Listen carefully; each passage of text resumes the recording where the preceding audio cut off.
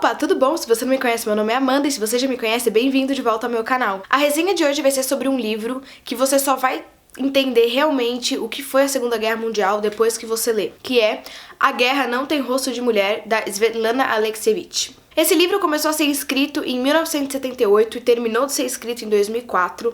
E a Svetlana Alexievich, né, que é a autora, ela ganhou um prêmio Nobel da Literatura, não por esse livro, foi pelo, acho que As Vozes de Chernobyl, mas esse livro aqui, ele é muito bom, por mim ele deveria ter ganhado também. Quando eu peguei esse livro pra ler, eu não tinha muita ideia exatamente sobre o que ele falava. Ele foi indicação de uma professora da faculdade, que disse que a escrita dessa autora era incrível e que todo mundo precisava ler. Então eu fui pesquisar um pouco, né, A Guerra Não Tem Rosto de Mulher, eu fiquei, bom, tudo bem, então tem a ver com mulheres, tem a ver com guerra.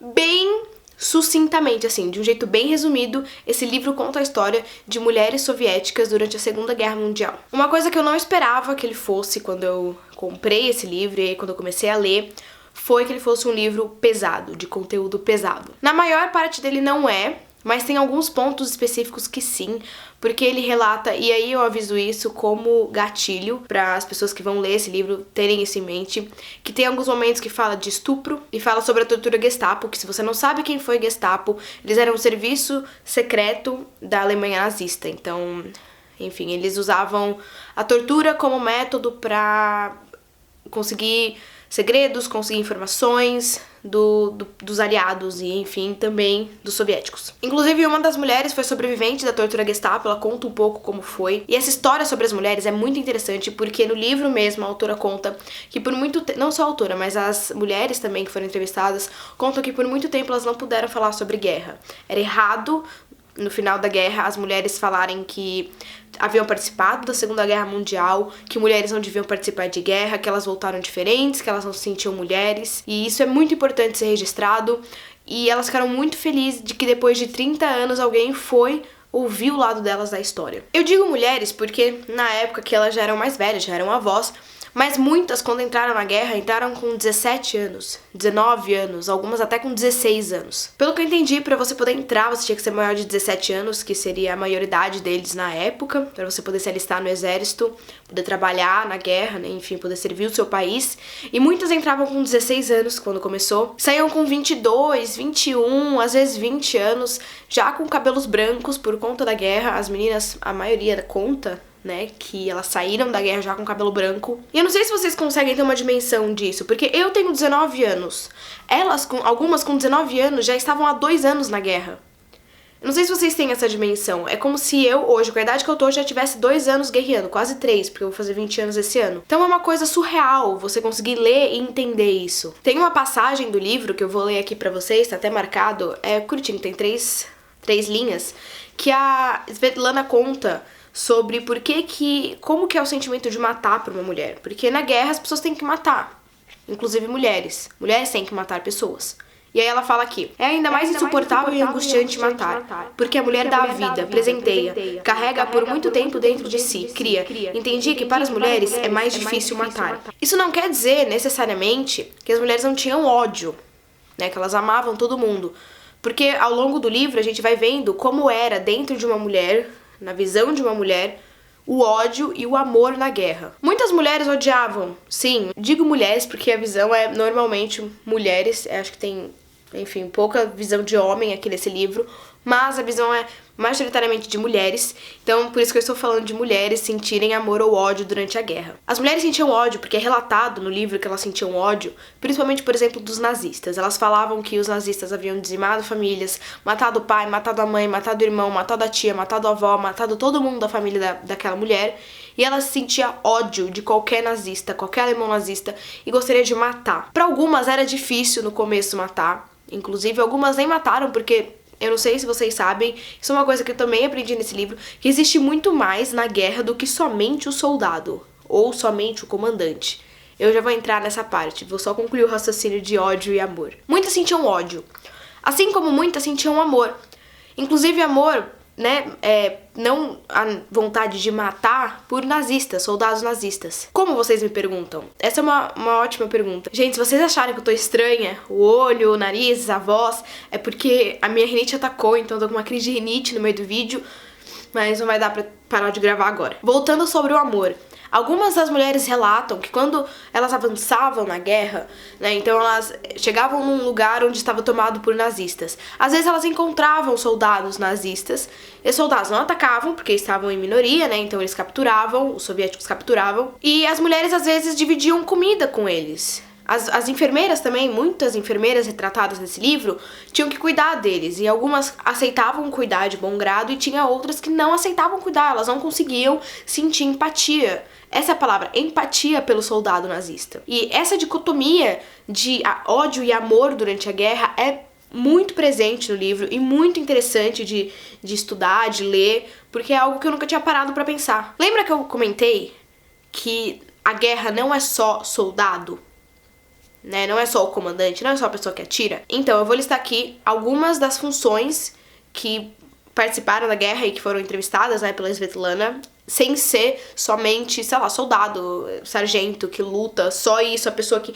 Porque na guerra você imagina, sei lá, só a pessoa que atira ali. E não era só isso, a guerra é muito mais que isso, que é inclusive algo que eu nunca tinha percebido. Na guerra existiam cozinheiras, lavadeiras, enfermeiras, padeiras, escrivãs, mensageiros do correio, mecânicas, cirurgiãs, sapadores, ou sapadoras, né, no caso. Sapador, gente, nada mais eu não sei explicar bem, se você pesquisar no Google você acha. Mas se eu não me engano é a pessoa que cava as trincheiras. Inclusive são as primeiras pessoas que morrem na guerra, assim, normalmente. Franco-atiradoras, fuzileiras, partisans.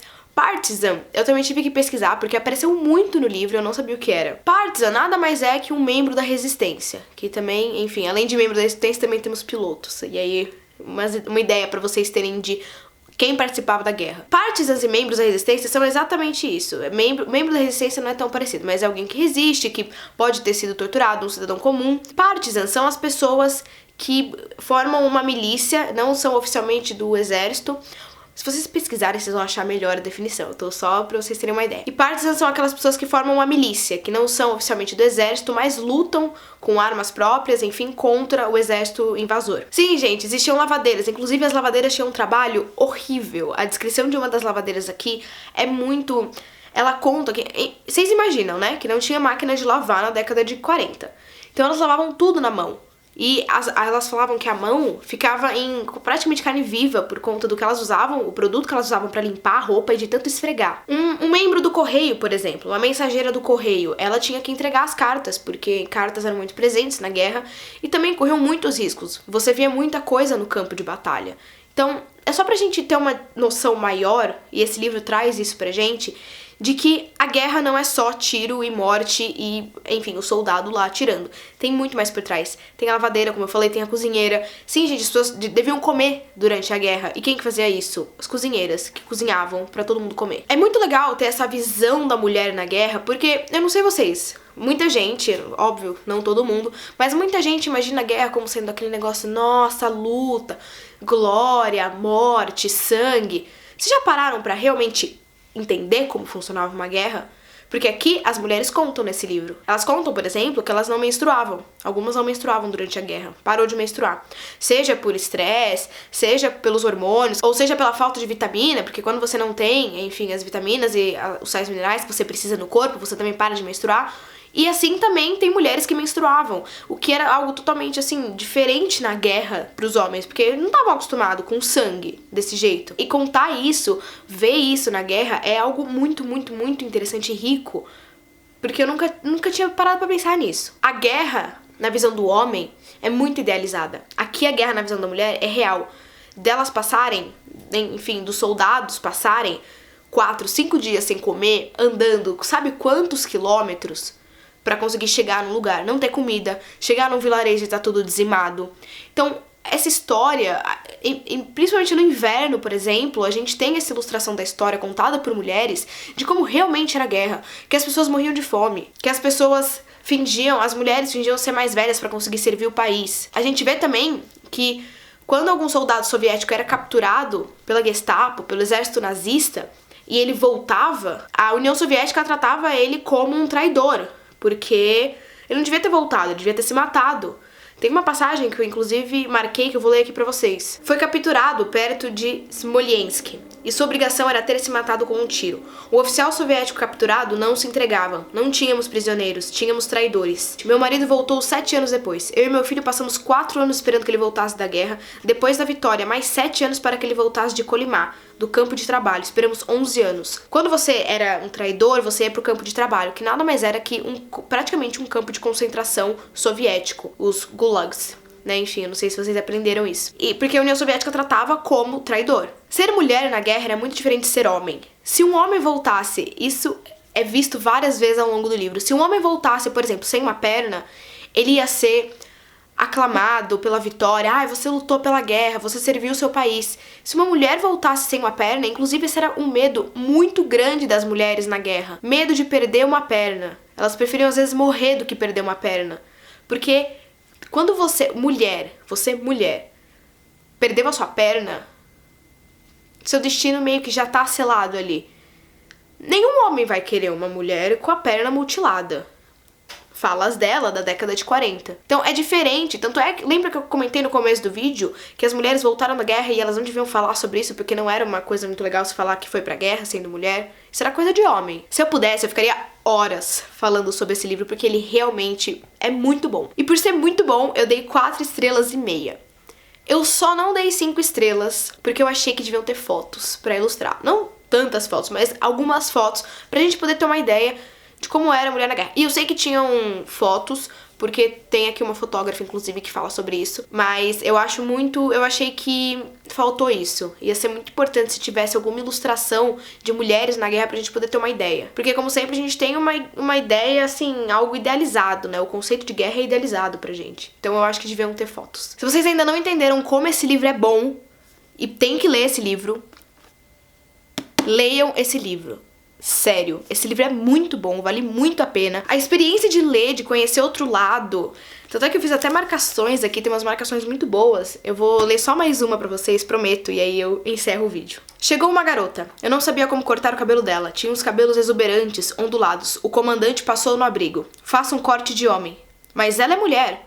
Não, ela é um soldado. Vai voltar a ser mulher depois da guerra. Então mesmo na guerra, as mulheres não eram consideradas mulheres, elas eram consideradas soldados.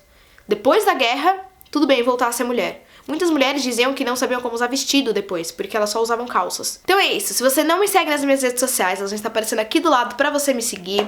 Se você não é inscrito no canal, se inscreva. Ah, inclusive eu queria muito, muito, muito agradecer os 2.000 inscritos no canal. Agora acho que a gente já tá com mais de 2.000 inscritos. Eu queria muito, de coração, agradecer. Sério, gente, sem vocês eu não seria nada. Então se você não é inscrito no canal, se inscreva. Se você gostou desse vídeo, deixa um like. Fala aí o que você achou, compartilha aí com a gente. Ou me manda nas redes sociais que eu respondo. Espero muito, muito que vocês tenham gostado desse vídeo. Um beijo e até o próximo vídeo.